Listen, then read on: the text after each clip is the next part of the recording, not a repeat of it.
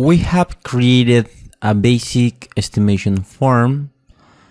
So you can see here, if we go preview, so the validation works. And also if I choose a product on here or a service, so you can see the calculation is working fine. So if we send the message, so you can see all this working fine. And what about if I want to add quantities? So for quantities you need multiplication. So on that case you need to use this option, the math calculation. So first we're gonna add a new columned field, and I will drag this one, okay, and then I will add an spinner field. There it is. This will be quantity 1, and this will be quantity. In this case we don't need the price label, so that's it. Also we don't need the price level of this one. Also here,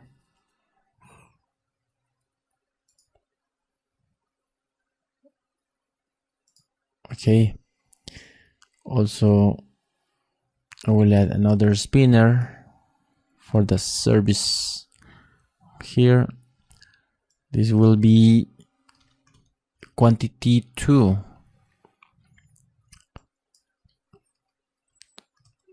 Quantity. Okay, also I will hide the price level, and that's it. We have the quantities, the quantity for the product and the quantity for the service.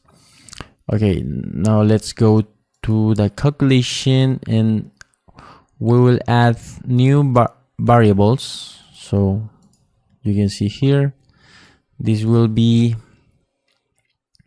our service variable. Here another one will be the product variable, and this one, so the top one is the total price, always, okay. So for the service, we need to initialize with this variable, and then for example this one, total will be service, just service. We will get the price, the field price of the service, multiply it by the, let me check here, for the service quantity, the name of the field is quantity 2. So we're gonna search on this, and then I will get the value. There it is. Now we have the total, and we will return it. There it is. For the product, the same. So we will initialize this variable, then that variable total will be products. We will get the price of that field, multiply it by the quantity field, we will get the value of that field. That's it. Then return the total, and that's it. And finally here the total price will be you can get, we need to get the result of this variable and on this variable. How to do that? So just go on here. On here, you can see here, choose optional variable, then we will get here. Just copy this variable on here, plus we will get the service, the other one. And that's it. Then return the total. That's it. Then also we can add more information on the here on this HTML field. So we will add, for example, product service. Yes. Also go to options under front end tab for service, copy the shortcut on here, service, then go front tab for the product here. There it is. So also we can use this shortcut for the total price, or we can use the shortcut up here. It's the same. Okay, so let me check. I think all is fine. So let's check. So we're gonna go on the preview. So you can see it is changed. Yes, there it is. So you can see it started with 5. So we need this field initialized with 1. So we will change on that. There is quantity, another quantity, default value. That's it. Okay, there it is. So you can see the quantity, it is starting with 1. So if we check here, you can see it is changing fine. For product 1, for product 2, it's 20. And if we increase the quantity, you can see it's showing fine according to the quantity and the option, selected option.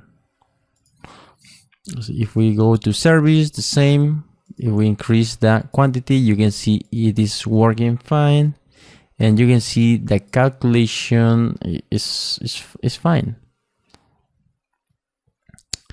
And we can see our form, estimation form, is working fine. And once we have this, also we can just go on here, and we have to delete this, remove this, and add our own variables. So we will add, for example, products here, services here, total price on here. And now go to options, go to variables, and go under backend. And this time is backend tab. Just copy the total price and paste it. Go backend, go to on the product, copy the shortcut, paste again, backend tab, product service. There it is. So now we have, this is for admin. So we can copy this. Also, we can enable the mail notification for the customer. So you can see here, and we need to select an email for the recipient mail on here. So you can see here that the default shortcut, but we will remove this. We will copy this. Now this is for customer, and that's it.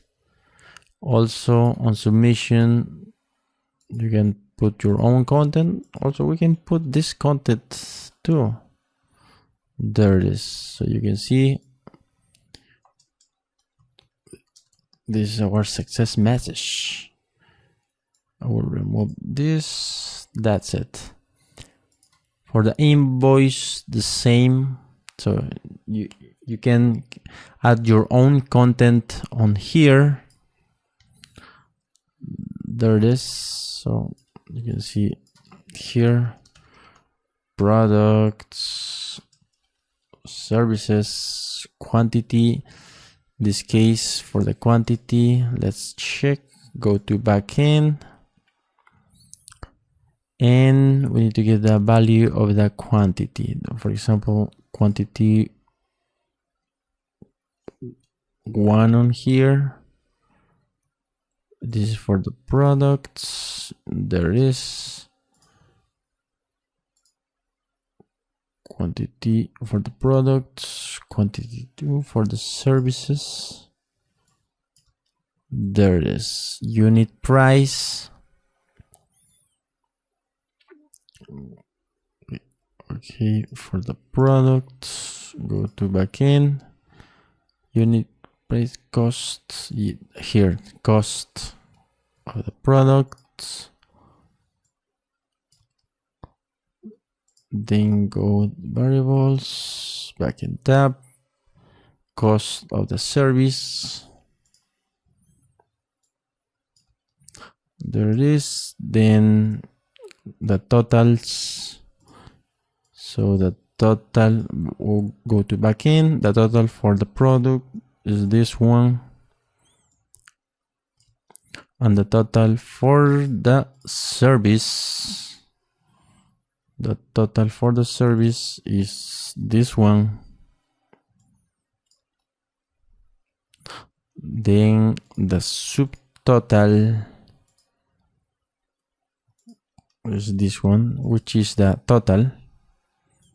Also, you can add more variables in order to add the taxes, but in this case there's no taxes. So there it is. So you can see we have also, you can add your content, your address, your own content on here. So there it is. Save changes, and we'll use this one on our some page or post. For example, here, there it is. It's the same. Okay, refresh the page. So here it is. Okay, we check here, increase the quantity, choose a service, increase the quantity, send, you need the validation,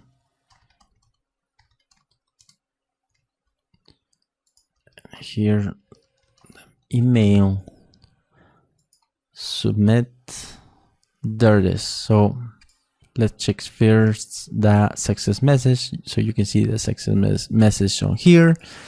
Here are the details, the product, services, the total price. So you can see it's working fine. You can add any content on the success message with the form information. Okay, then you will receive an email validation. The admin will receive the mail validation. You can see here for the admin, we have added that with the details. You can see all is working fine. Also, the customer will receive this email. So you can see here, email for the customer. So you can see all the details on here, and so you can add any content on here. So you can see it's working fine. for the customer. So that's it. Then go to backend so we can check the records. Go to filter records, and you can see here, this is our form. So you can see here, product 2, test 1.